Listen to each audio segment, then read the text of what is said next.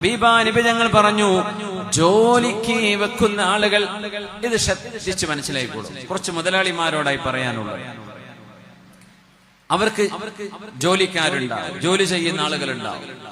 അവർക്ക് മാന്യമായ ശമ്പളം കൊടുക്കാതെ, അവരുടെ ഹക്ക് കൊടുക്കാതെ 1000-ഉം 10,000-ഉം ലക്ഷക്കണക്കിന് ജോലിക്കാര് ജോലി ചെയ്യുന്ന എത്രയോ മുതലാളിമാർ അല്ലാഹുവിന്റെ ദുനിയാവിലുണ്ട്.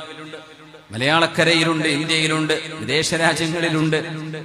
ഞാൻ പറയുന്നത്, ഏറ്റവും വലിയ കടപ്പാട് അവനവന്റെ ജോലി ചെയ്യുന്ന ജോലിക്കാർക്ക് കൃത്യമായ ശമ്പളം, തുച്ഛമായ ശമ്പളം കൊടുത്തിട്ട് നാട്ടുകാർക്ക് കോടികൾ സംഭാവന കൊടുത്തിട്ട് ഒരു കാര്യവുമില്ല.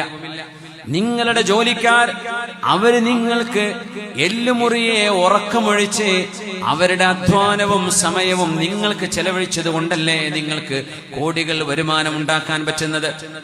ഏതെങ്കിലും ഒരു വിശേഷപ്പെട്ട ദിവസം വരുമ്പോ നാട്ടുകാർക്കോ ഏതെങ്കിലും സംവിധാനങ്ങൾക്കോ നിങ്ങൾ കോടികൾ ഓഫർ ചെയ്യുമ്പോ, ആ ഓഫർ ചെയ്യുന്നതിന്റെ മുമ്പ് നിങ്ങളുടെ ജോലിക്കാർക്ക് നിങ്ങൾ മാന്യമായ ശമ്പളമാണോ കൊടുക്കുന്നത് എന്ന് ഉറപ്പുവരുത്തുക. ആ പാവങ്ങൾക്ക് എന്തെങ്കിലും ഒരു ചെറിയ സമ്മാനത്തുക, എന്തെങ്കിലും ഒരു ഹദിയ അവർക്ക് കൊടുത്തിട്ടാണ് നിങ്ങൾ മറ്റുള്ളവർക്ക് കൊടുത്തിട്ട് കാര്യമുള്ളൂ.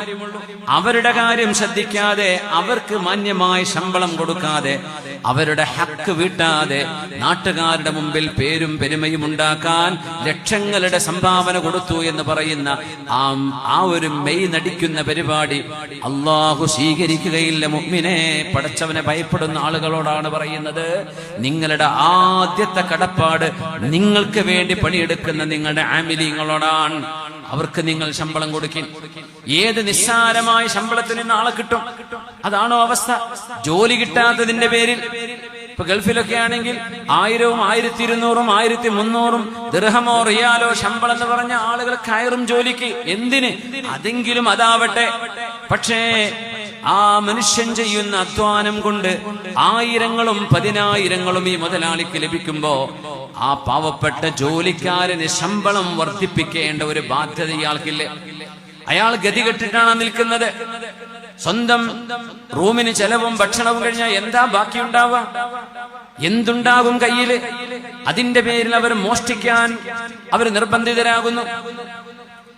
അനിയന്ത്രിതമായി സമ്പാദിക്കാൻ അവർ നിർബന്ധിതരാകുന്നു. ജോലിയിൽ കള്ളത്തരം കാണിക്കാൻ അവർക്ക് തോന്നിത്തുടങ്ങുന്നു. ഇതൊക്കെ ചെയ്യുമ്പോ അവനവന്റെ ലേബേഴ്സിന്, അവനവന്റെ എംപ്ലോയീസിന് കൃത്യമായ ശമ്പളം നമ്മൾ നൽകുന്നുണ്ടോ? അവർക്ക് ഒരു മാന്യമായ ഒരു മാർക്കറ്റ് സ്കെയിൽ അതുണ്ടാകുമല്ലോ ഏതൊരു നാട്ടിലും. അത് കൊടുക്കണം.